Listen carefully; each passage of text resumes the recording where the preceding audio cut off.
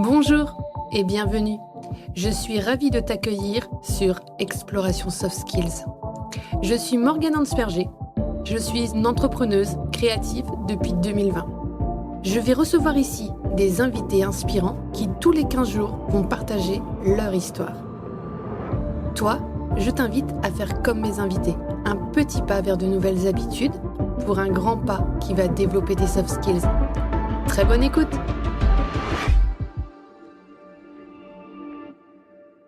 Bonjour, je suis absolument ravie aujourd'hui de vous présenter Emmanuel Dubrana. Alors Emmanuel, il est comme moi de la Bretagne, tu es de Plougonvelin, en Bretagne. On se connaît très bien Emmanuel parce qu'on travaillait ensemble. Emmanuel en fait, c'est un jeune garçon, je crois que tu vas être le plus jeune intervenant de mon podcast Emmanuel aujourd'hui. Emmanuel, en fait, tu as été mon élève, l'élève que j'ai accompagné pendant toutes tes années de lycée, en fait, car, dans ma vie d'avant, j'étais, auxiliaire de vie scolaire. Donc je m'occupais d'élèves en situation de handicap et j'ai eu la chance, de croiser la route d'Emmanuel, quand je travaillais au lycée et d'où, eh ben, je suis heureuse de le retrouver aujourd'hui. Il a eu son bac, il est dans la vie universitaire et dans la vie artistique également et sportive. Et on va parler de tout ça aujourd'hui ensemble. Bonjour Emmanuel, comment vas-tu? Bonjour. Ça va super. Merci beaucoup de m'inviter dans ce podcast. C'est un plaisir. Est-ce que tu as déjà eu l'occasion de faire des interviews, de passer dans des émissions? Alors, j'avais fait une interview pour le Télégramme qui parlait justement de comment j'arrive à faire à la fois du sport, de la musique, comment j'arrive aussi, de fait de mon handicap, comment j'ai réussi à mélanger ces deux univers qui m'appartiennent, auxquels j'ai beaucoup travaillé. Et donc, avec le conservatoire et le Télégramme, j'ai pu faire un interview sur ça. Donc, oui, Eh ben j'ai génial. pu. Et puis comme tu es dans le domaine artistique, je suis certaine que tu vas devoir, te prêter à cet exercice de C'est l'interview ça. Ah oui. régulièrement. Donc c'est un très bon exercice aujourd'hui que je te propose. Je sais que comme tous mes invités, ben, c'est toujours une sortie de zone de confort de se faire interviewer, mais on est là pour, ben, pour faire rayonner ton parcours. Est-ce que tu peux nous dire un petit peu, ben, qui tu es, où est-ce que tu vis et ce que tu fais dans la vie? Alors bonjour à tous, je m'appelle, Emmanuel Dubrana. Je viens de Côte d'Ivoire à Abidjan. J'ai 21 ans et puis, de tout petit, je suis passionné par le son, par le bruit. J'ai une profonde amour pour le son et je pratique de la musique depuis, des années et en fait, pour pallier à, donc faut savoir que je suis malvoyant de naissance, c'est une maladie génétique et donc j'ai beaucoup développé mon oreille, mais ceci m'a pas empêché de m'épanouir dans la vie, et de pouvoir aborder, les études, de manière, accompagnée avec des AVS et aussi, j'étais bien entouré par ma famille, par des amis. Donc ça, c'est là-dessus, j'ai pu vraiment, m'épanouir dans ça et la musique m'a beaucoup aidé justement à m'exprimer, là-dessus parce que j'adore, être sur scène, j'adore, transmettre, mon histoire à travers la musique et à travers aussi, mes diverses activités. Est-ce que tu peux nous dire, de quel instrument ou de quels instruments est-ce que tu joues? Alors, je joue, principalement de la batterie et percussion. En fait, c'est vraiment ces 2 univers, musicaux et artistiques que j'ai toujours travaillé. Faut savoir qu'en fait, la percussion, j'ai commencé, tout jeune, vraiment tout petit. J'étais dans un orphelinat avec, les Sœurs de la Charité en Côte d'Ivoire, à Abidjan et je m'amusais à taper sur un tabouret retourné. Heu et je faisais n'importe quoi, mais c'est pas grave, je kiffais. C'était vraiment quelque chose qui pour moi, était important et donc à l'âge de 5 ans, où j'ai été adopté par en France, par une famille française, bretonne, je me suis expérimenté à toute forme de musique, notamment africaine, cubaine et j'ai pu développer, mon son et j'ai découvert la batterie notamment, qui a été une autre étape de ma vie et là, j'ai vraiment, fait batterie et percussion et un peu plus tard, j'ai fait aussi du piano, à l'âge de 6 ans. J'ai fait du piano pour avoir plus ce côté mélodique qu'il y a pas forcément en batterie. Donc ouais, batterie, percussion et piano. Donc c'est vraiment les trois instruments que je pratique, beaucoup, et auxquels j'ai envie de performer. C'est vraiment ça le Et but, c'est que j'ai envie. à quel moment est-ce que tu as eu l'envie de, bah, de faire de la musique finalement une activité professionnelle, un futur métier? Bah, en fait, ça a été au moment où quand je suis arrivé en France, quand j'ai découvert, notamment je m'en rappellerai toujours, j'avais fait un stage de musique africaine avec un percussionniste africain qui s'appelait Rock, qui m'a vraiment initié à la percussion africaine et déjà j'étais impressionné par la virtuosité, de ce prof et on avait fait un petit concert, pour des gens, notamment lors à la fin du stage qui avait duré, 2-3 jours et c'est là où j'ai compris qu'en fait, j'adore être sur scène et j'adorais être sur scène, m'exprimer, j'étais en transe. Pour moi, c'est important d'être en transe. J'étais plus dans le côté, technique, j'étais vraiment dans le côté, partagé et c'est là où j'ai compris que, et aussi des retours du public qui m'avaient beaucoup félicité, bah, qu'en fait, c'est ça que j'ai envie de faire, en fait et ça a été vraiment le après je l'ai toujours su parce que j'ai le son a toujours été, une source d'apaisement pour moi, mais ça a été véridiquement ce moment-là, à l'âge de mes 7 ans où, j'ai su que je voulais être musicien et toujours avoir ce truc de liberté, sur scène, et ce truc de partage avec le public. Donc c'est à ce moment-là où ça a été vraiment le Et donc du coup, à la suite de ça, bah, tu t'es inscrit dans des écoles, de musique et tu t'es inscrit aussi au conservatoire en rentrant en section, TMD, S2 TMD je crois qu'on dit maintenant, c'est ça. qui est une section particulière dans un lycée. Est-ce que tu peux un petit peu nous dire ce que c'est, que ce projet de scolarisation en TMD?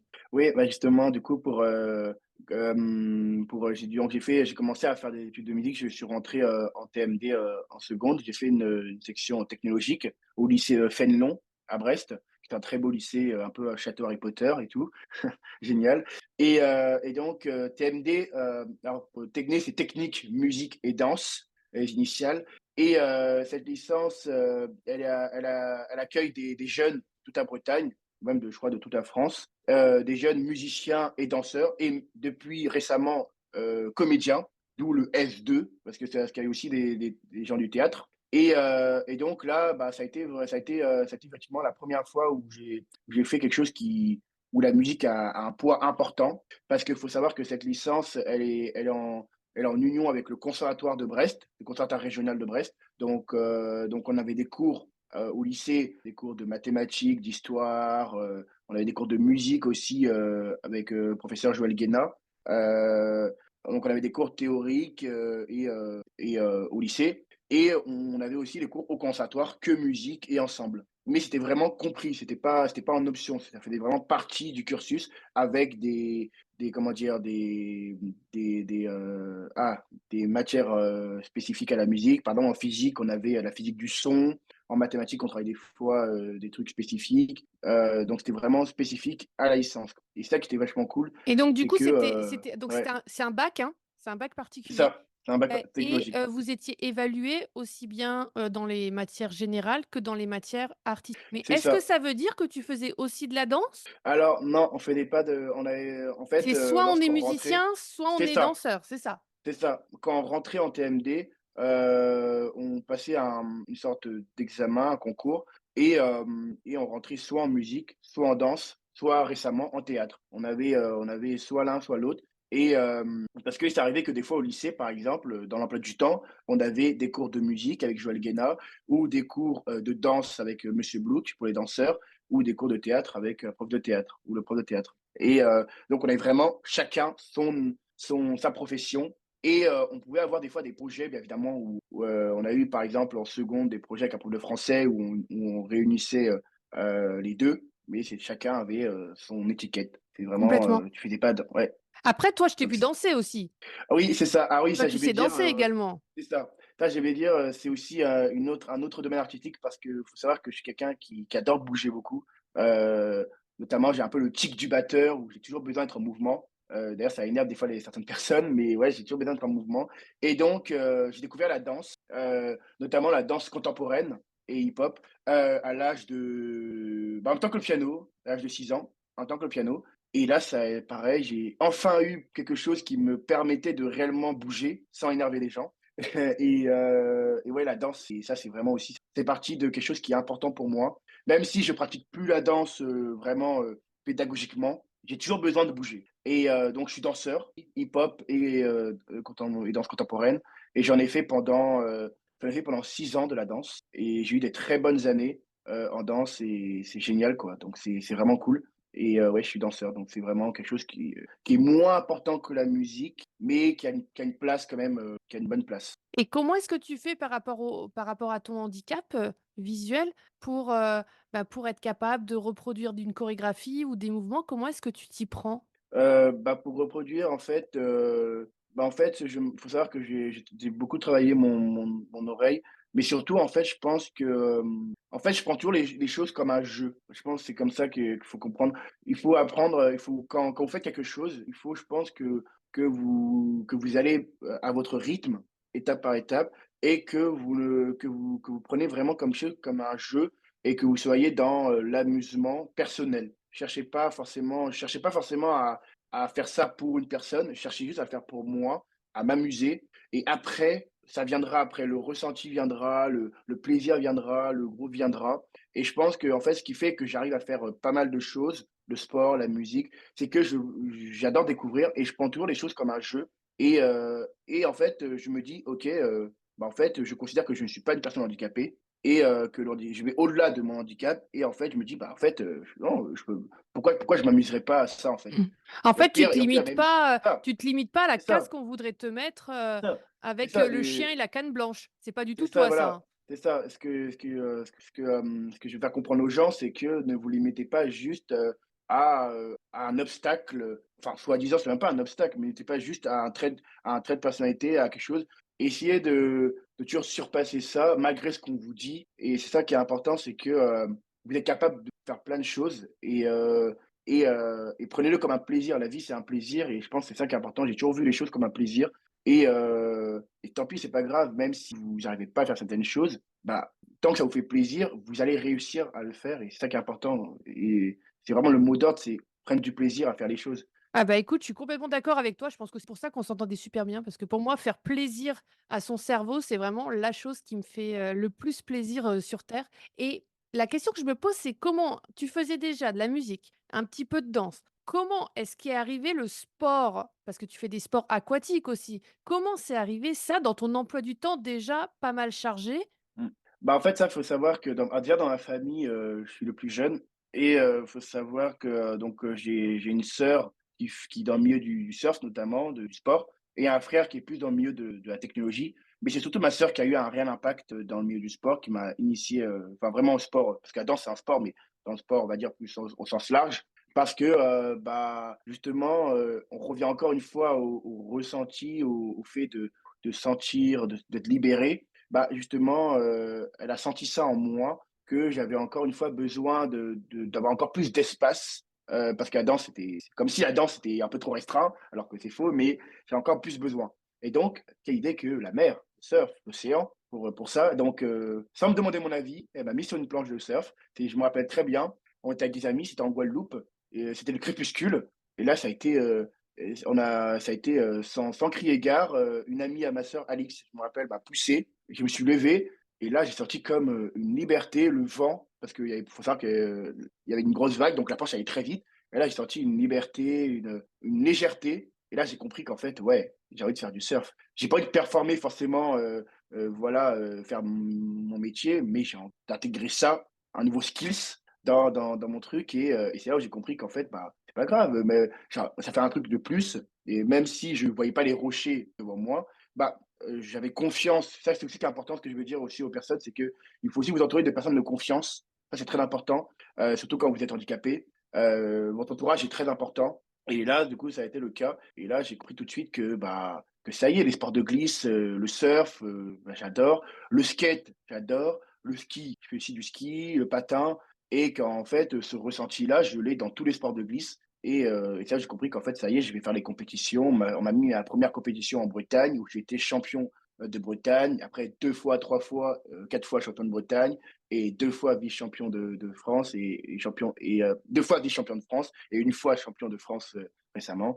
Donc ça a été Ouais, génial, c'est un quoi. super palmarès que tu as, hein, franchement. Et est-ce qu'il y a un moment donné où tu as peur des fois sur l'eau quand même? Le seul moment où je peux avoir peur, c'est, sans rentrer dans le terme technique du surf, parce que peut-être je risque de perdre des gens, mais en fait, c'est en allant vers le large, tout en étant simple, hein, il y a ce qu'on appelle la barre, c'est, en gros là où cassent les vagues et en surf, c'est important quand vous passez la pour pas vous faire, «démolir» entre guillemets, que vous passiez la barre. Ça veut dire en gros la vague elle s'enroule et à un moment donné elle casse et souvent le moment où je peux avoir peur, c'est, souvent quand il y a des fortes marées, quand la vague est grande, vu que je suis malvoyant et que je vois pas bien, bah, je la vois au dernier moment et souvent ça peut être quand je vois la vague arriver. Souvent, bah, ça m'arrive, c'est rare, mais ça m'arrive des fois d'être surpris parce que faut savoir que des fois, il y a des vagues qui arrivent très rapidement et ça m'est arrivé une fois, je me rappelle très bien, c'était avec mon père et c'était, près du Conquet.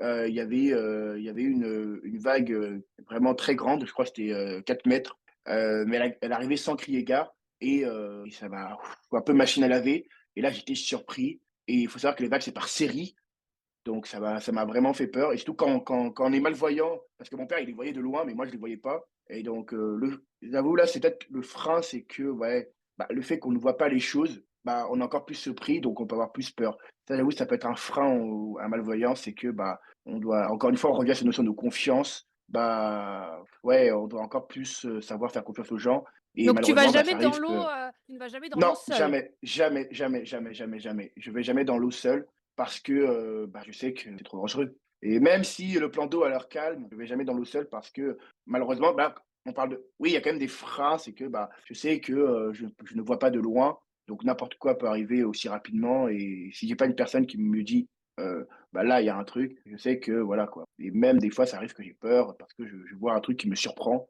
Mmh. et ça, c'est Bah, déjà écoute, arrivé, oui. je vais te raconter une aventure qui m'est arrivée parce que donc je suis partie en avril 2023 au Brésil, pour un voyage féminité sororité et on a fait beaucoup de danse, mais un beau matin, on nous a proposé de faire du surf sur la plage à Rio.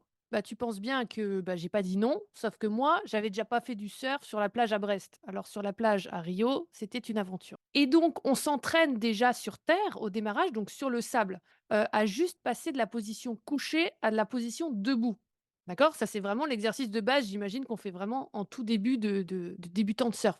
Donc déjà, à ce moment-là, moi, je n'arrive pas à passer de couché à debout sur le sable. Donc tu imagines mon état quand on m'a mis sur l'eau. Il y avait aucune Ah chance oui, que je finisse debout et là, le prof, il a dû comprendre ma détresse. Il est venu avec moi et lui, il a poussé la planche pour que je puisse aller vers les vagues. Et je ne sais pas si c'est le cas ici à Brest, mais là-bas à Rio, c'était vraiment par paliers. Donc en fait, on avait pied, même très, très loin, en fait, dans l'océan. Moi, j'ignorais complètement qu'on pouvait avoir pied aussi loin et il m'a emmené tellement loin que je me suis dit: «Mais il va jamais pouvoir lui revenir. Moi, au pire, je m'accroche à la planche et à un moment donné, je vais arriver sur le sable, mais lui, il est tout seul, tout là-bas». Et donc il m'a mis sur la planche et j'ai senti, mais tellement d'émotions dans les vagues parce que tu ne maîtrises rien face à une vague. bah, oui, c'est Tu as ça, la vraiment nature, 2 choix. Enfin, moi, je me suis retrouvée face à 2 choix. C'était soit j'allais contre la vague et je sentais bien que de toute façon, j'allais pas gagner, soit je la laissais, je me laissais porter, je la prenais dans la gueule et j'avais juste à fermer ma bouche et mon nez pour pas boire la tasse. c'est Mais ça. la vague, elle pardonne pas, en fait.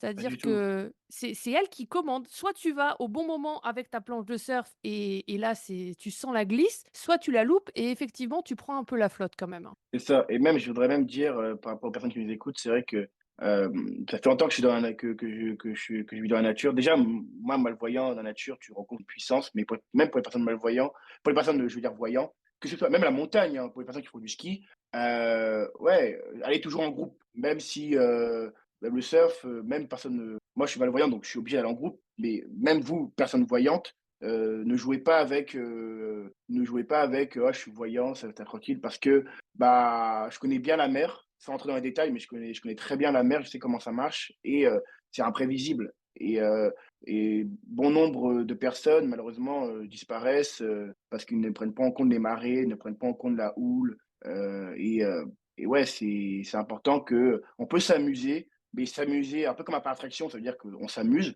mais il y a de la sécurité, quoi. Complètement. Il y a un Amusez-vous en cadre. sécurité. Ce que je C'est disais avec ça, la créativité dans une autre conférence, c'est que pour que la c'est ça. créativité, elle puisse avoir lieu, il faut qu'il y ait un cadre sécure. Voilà, Il faut voilà. que J'ai tu pas aies moi des je parlais bords c'est ça, où c'est tu ça, peux te reposer et te dire: «Ben, là, ça, c'est mon cadre. En dehors de ça, c'est pas bon, mais à l'intérieur, par contre, je peux m'éclater et à l'intérieur de ça, là, on s'amuse». Mais globalement, j'ai l'impression que toi, tu fonctionnes en groupe, que ce c'est soit ça, la musique, que ce soit le sport, la batterie tout seul, c'est moyennement intéressant. La batterie, ça se c'est joue avec ça. d'autres. Ouais, c'est ce qu'on m'a souvent dit, c'est que je suis quelqu'un de et je pense que je l'ai toujours été, faut savoir que j'aime apprendre à connaître tout le monde. bonne comme mauvaise, enfin mauvaise personne, on va dire. J'aime vraiment apprendre à connaître les gens. Après je vais quand même trier les gens quand même, mais j'ai eu toujours cette envie de découvrir les gens parce que je trouve on apprend beaucoup avec les gens, énormément. Et d'ailleurs, c'est ça qui m'a permis de beaucoup me perfectionner en musique, c'est que j'ai un peu pioché, piqué un peu des trucs de mes professeurs et des élèves. Et je suis quelqu'un de groupe, ouais. Je suis quelqu'un de que ce soit mes sorties que je fais à Paris, par exemple, que ce soit, mes jeux. Par exemple, à Paris, là, presque tout le temps, je suis en groupe, en fait. Je suis rarement seul, sauf quand je bosse ma théorie en musique ou choses comme ça, mais très souvent, je suis en groupe. Je suis quelqu'un de groupe et j'adore apprendre à connaître les gens et je trouve qu'il y a une beauté chez l'être humain, quand tu apprends à réellement le connaître et pas tomber dans les préjugés, des fois, le premier regard: «Ah, la personne, elle est ceci, elle est cela», ça, c'est je déteste les préjugés. J'ai toujours détesté ça depuis en Afrique. D'ailleurs, j'ai bien compris que dès que j'ai commencé à voir un peu les différentes personnes, les différentes sœurs et tout, j'ai vite compris qu'en fait, on est tous différents et j'ai vite compris qu'en fait, bah, si je m'arrête juste à la différence, bah, je serais tout seul, quoi. Et donc j'ai vite compris ça très vite. J'ai pas eu besoin de enfin, mes parents m'ont expliqué aussi, mais j'ai pas eu besoin de mes parents pour m'expliquer que, bah, il faut aller vers les autres. Voilà, donc ça Génial, c'est et c'était ouais. tellement petit la Bretagne pour toi que tu as décidé d'aller à la capitale, pour, poursuivre tes études. Alors, qu'est-ce que tu fais maintenant à Paris, Emmanuel? Alors, maintenant c'est ça, maintenant je suis à Paris, donc là récemment j'ai passé je suis entré dans encore plus pour me professionnaliser, parce que là ça y est, je on rigole plus, j'ai envie de vraiment, créer un réseau et être professionnel. Je suis rentré à l'American School of Modern Music, en abréviation ça fait l'ASMM et c'est une école sur Paris dans le 15e, c'est une école internationale, donc cette fois, on quitte totalement la sphère, française, on va dire, c'est en France, mais là, ça y est, on touche un plus grand public et c'est une école de jazz et de musique moderne sur Paris et j'ai passé un concours en septembre, c'est un grand examen et j'ai été pris, donc ça, je suis super content, et cette école, bah, en fait, on travaille la musique, évidemment, hein, l'instrument, mais pas que. En fait, l'école, elle va, te permettre de te professionnaliser et d'avoir un métier parce que musicien, c'est plus juste un instrumentiste. Musicien, il doit savoir composer, donc on a des cours de MAO par ordinateur, on a des cours d'harmonie, on a des cours d'écoute, on a des cours de studio, parce qu'un musicien doit connaître un minimum comment marche le son. On a des cours, de réseau, parce qu'un musicien doit avoir des contacts. On a des cours, ouais, d'instruments, j'ai déjà dit. Et on a aussi comment du réseau, des sessions de jam.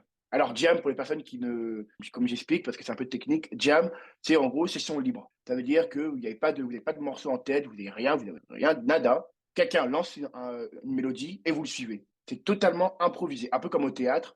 Vous savez pas ce que c'est joué, quoi. Donc c'est ça la session jam et c'est vraiment ça l'école en fait. Ils vont nous «forcer» entre guillemets à développer plusieurs skills, pour pouvoir c'est 3 ans en tout, qu'à la fin des 3 ans, on ait plus facilement un book. Oui, ce que je voulais dire, c'est qu'on a aussi des albums, on aura à faire des albums, des EP, des choses comme ça, pour qu'on ait vraiment quelque chose de crédible à montrer, aux nouvelles écoles ou alors juste pour nous et c'est vraiment ça que j'avais besoin en fait, école. J'avais besoin de me professionnaliser réellement et j'avais besoin surtout Paris. Paris, c'est quoi mieux que Paris, quoi? C'est génial parce que bah, non, mais c'est vrai, tu tout. Si je veux aller jouer avec des musiciens africains, je peux aller dans tel arrondissement. Enfin, tu as vraiment tout et c'est génial. C'est un terrain de jeu, et c'est super. Et donc là, je suis en première année. Il y a pas beaucoup de cours. En fait, faut savoir que c'est 10 heures de cours, mais on les complète par le travail personnel, par les sessions de jam, comme j'expliquais, précédemment et on les complète aussi par les projets personnels.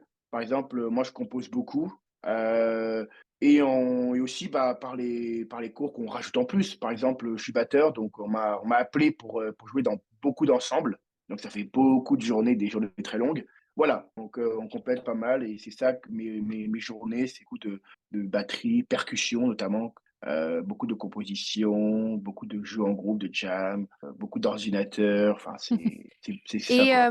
les autres de ta cohorte, j'imagine que ça fonctionne un peu comme ça, ils font d'autres instruments ou il y a aussi des batteurs? Oui, il faut savoir que du coup, bah, on a des cours de batterie, en collectif, mais la plupart du temps, on est mélangés. Je suis avec des trombonistes, je suis avec des guitaristes, je suis avec, en fait, c'est souvent des cours collectifs, c'est-à-dire qu'on est plusieurs instruments. Dans l'école, il y a une multitude d'instruments, et chacun vient avec, son univers parce que, par exemple, on a des gens qui viennent de Maroc, on a des gens qui viennent de la Tchétchénie, on a plein de diversités différentes et c'est ça aussi qui est génial dans l'école, c'est que en plus que d'avoir des instruments divers et variés, des violons, même, quelqu'un qui fait du didgeridoo, Ah, trop bien. c'est génial, c'est génial. En plus d'avoir des instruments variés, on a, des personnalités variées et on a des univers variés et chacun n'a pas honte de montrer son univers. Ça veut dire qu'on a des personnes qui font du rap, islandais. Oui, c'est vrai, on a des gens qui font de la musique chinoise, japonaise. J'ai joué avec une fille qui faisait, du rap, ukrainien à un moment donné. C'est génial, quoi et c'est vraiment cool, et donc pour répondre à la question, ouais, on n'a pas, à part les cours de batterie qu'on a pendant 2 heures, notamment, bah, là, par exemple, j'ai eu un cours de batterie de midi à 14h, aujourd'hui. Bah, on a la plupart du temps, on est mélangés, plein de petits mondes et surtout chacun a son emploi du temps. Par exemple, tu peux très bien te retrouver avec des gens de deuxième année, des gens de troisième année. Chacun avance à son rythme et chacun évolue à son rythme. À la fin, c'est que toi seul, individuellement, tu finisses les 3 ans. Ça se trouve, le voisin n'aura pas fini les 3 ans. Chacun a vraiment, sa petite feuille d'emploi du temps, si on peut dire. Donc c'est pas un truc, une classe, un emploi du temps, c'est un élève, un emploi du temps. Et est-ce que Voilà. l'école vous invite à vous challenger en passant des auditions, des castings pour des projets? Est-ce qu'ils vous proposent des ouvertures sur des choses qui pourraient, être, déjà rémunératrices et professionnelles? Alors, l'école, est en partenariat avec notamment une école qui s'appelle Berkeley. C'est une école à Boston. Donc il y a déjà des projets, par exemple, des sessions d'interview avec des élèves, des choses comme ça.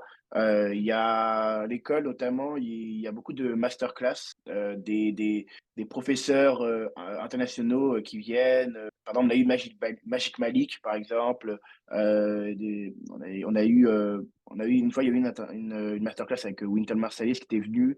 On a des artistes internationaux qui racontent leur parcours et on a des sessions de jeux. On a aussi, ça arrive que oui, il y a aussi des interviews de certains élèves. On peut par exemple, si on veut, passer des interviews pour un projet, on a un groupe Facebook, privé, Promo American School où on peut mettre par exemple, si par exemple pour des projets, par exemple, ça arrive que certains ont besoin de faire un EP ou quelque chose comme ça, quelque chose qui soit professionnel, qu'on passe par ce groupe-là. En fait, l'école valorise beaucoup le réseau. Ah, trop bien. Donc l'école nous met en lien avec des artistes, pour discuter avec eux, faire des visios avec eux.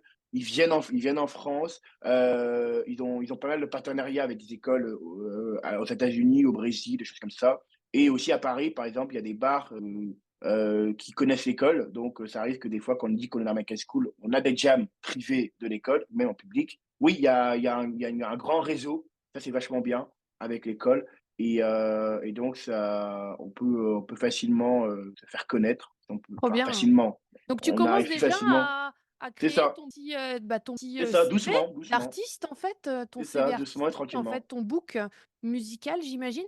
Est-ce que les auditeurs et les auditrices qui écoutent aujourd'hui, on pourrait, peut-être essayer quelque chose, à mettre chez nous dans notre quotidien? Comment est-ce qu'on pourrait un petit peu sentir, le son qu'on les percussions, un petit peu ce que toi tu exprimes et que tu vibres?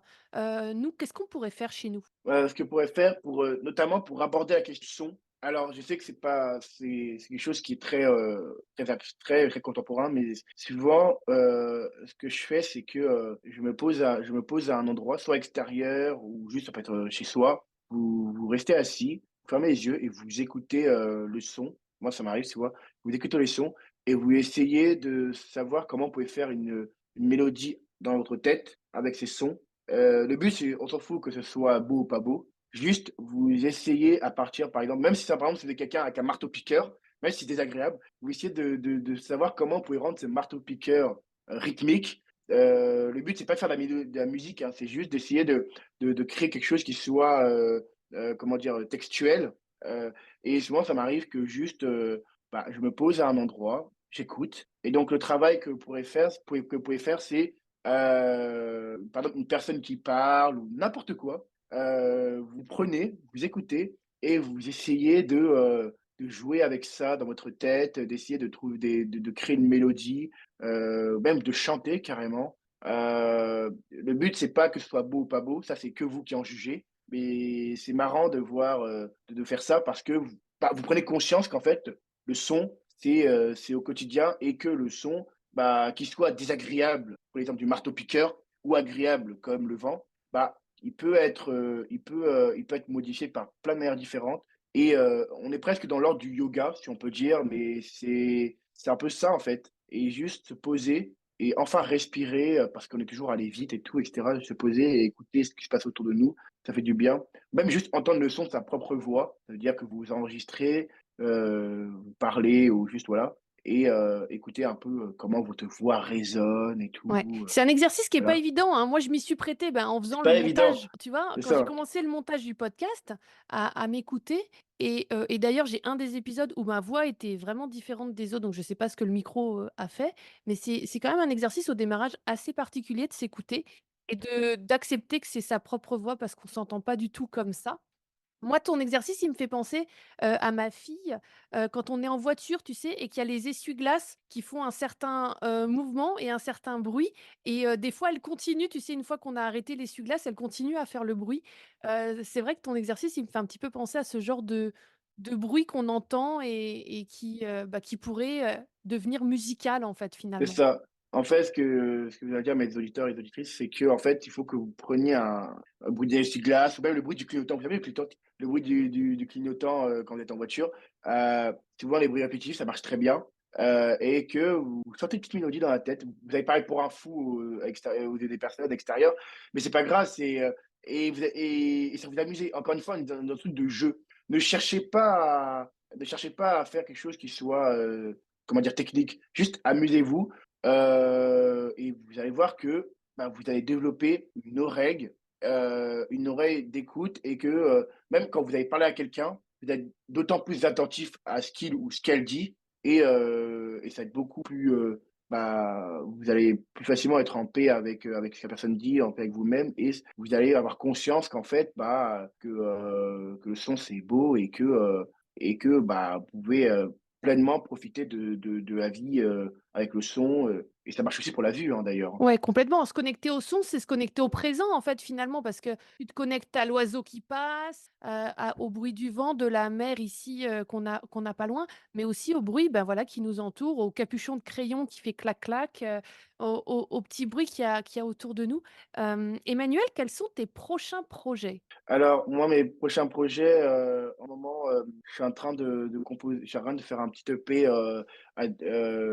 sur Spotify. Vous pouvez suivre, mon compte Spotify, c'est l'Ivoirien Music, l'Ivoirien Livouri1. C'est un jeu de mots avec la Côte d'Ivoire et la malvoyance, Music, Music et donc je mets des musiques, plutôt répertoire, un peu divers et varié, tropical house, un peu chaloupé, un peu, voilà, chill et là, en ce moment, je suis en train de composer, pas mal de musique, pour sortir une épée l'année prochaine et voilà, quoi et sinon, bah, j'ai, ouais, surtout cette épée-là et c'est vraiment mon gros projet. J'ai envie de faire un album, quelque chose qui soit, vraiment moi,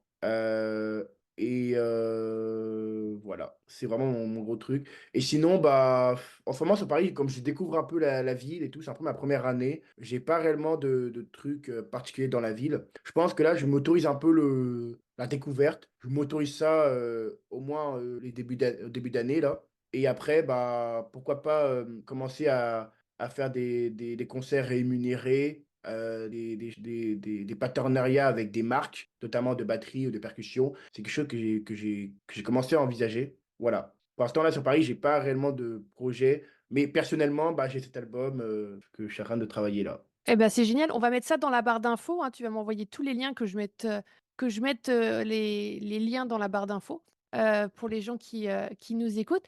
Il y a un autre projet quand même qu'on a en commun. qui est la petite nouveauté de ces derniers jours là. Est-ce que tu peux nous parler un petit peu de cette histoire de flamme olympique?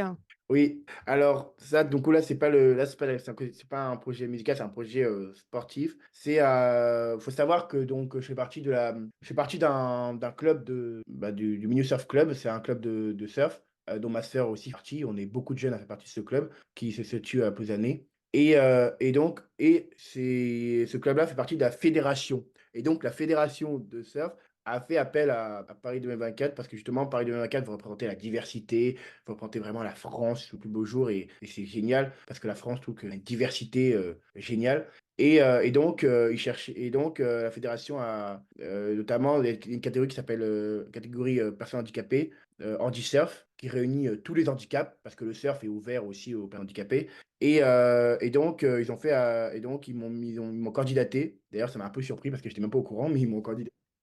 Ils ont à Paris 2024 là, je viens de recevoir la réponse, j'ai reçu la réponse, hier c'est vachement cool. Ça va être une expérience, porter la flamme olympique, pour les JO 2024. C'est ça, Bah, tu vas représenter ton club, du c'est coup? ça, je vais C'est vraiment représenter un le je vais club, représenter qui compte ici beaucoup, dans la région brestoise.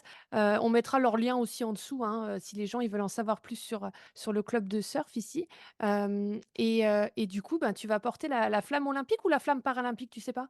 je vais porter la flamme olympique. OK, d'accord, super. Eh ben, écoute, génial. Franchement, ça, c'est un très, très beau projet aussi. On va te suivre là-dedans, hein. Je suis sûre qu'on va te voir, on va voir ça sur les réseaux et tout ça.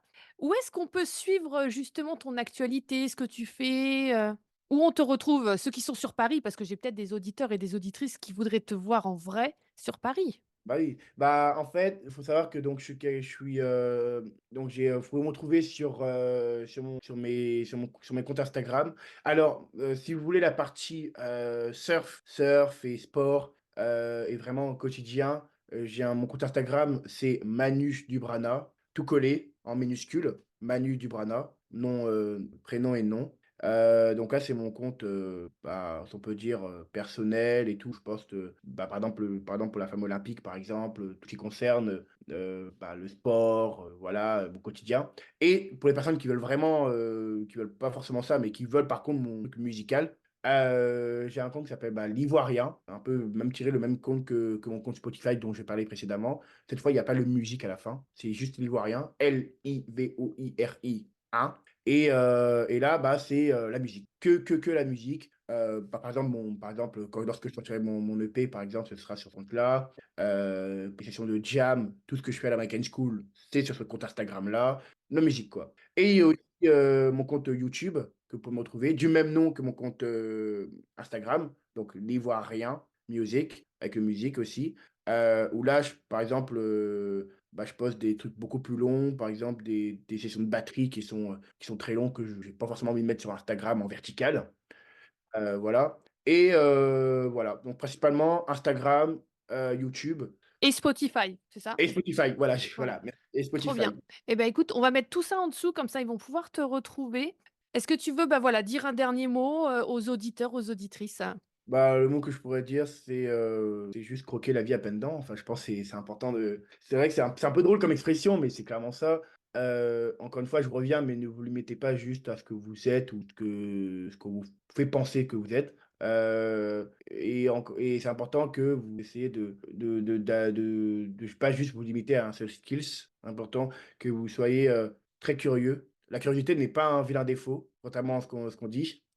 Non, c'est pas de la gourmandise, c'est un gourmandise. Bref, mais être curieux n'est pas mauvais. Au contraire, c'est très bien. Vaut mieux être, trop curieux que pas assez et amusez-vous, éclatez-vous, allez jouer, enfin, pas forcément même si vous êtes pas musicien, mais juste sociabilisez-vous, voyagez si vous pouvez ou même pas juste, découvrez, profitez des choses simples de la vie, du présent aussi, on avait parlé, mais vivez dans le présent. Le futur, c'est le futur, le passé, il est passé, hein, mais c'est ça, mais profiter du présent, notamment, cet exercice du son, il est important comme je vous disais de le faire. pas quotidiennement, mais de temps en temps, y penser à le faire parce que ça vous met vraiment en relation avec le présent, même à plusieurs. D'ailleurs, c'est génial si vous faites avec vos parents, avec votre copain, votre copine, avec, vos potes, vous êtes dans le moment présent, alors profitez de ce qui se passe présent, Eh maintenant ben là. génial. Eh ben écoute, je propose que dans le moment présent, les auditeurs, ils écoutent un petit peu de ce que tu fais. Merci beaucoup Emmanuel, c'était vraiment un plaisir de Merci, hein. discuter avec toi. Très belle journée, je vous laisse avec le son d'Emmanuel. À très vite.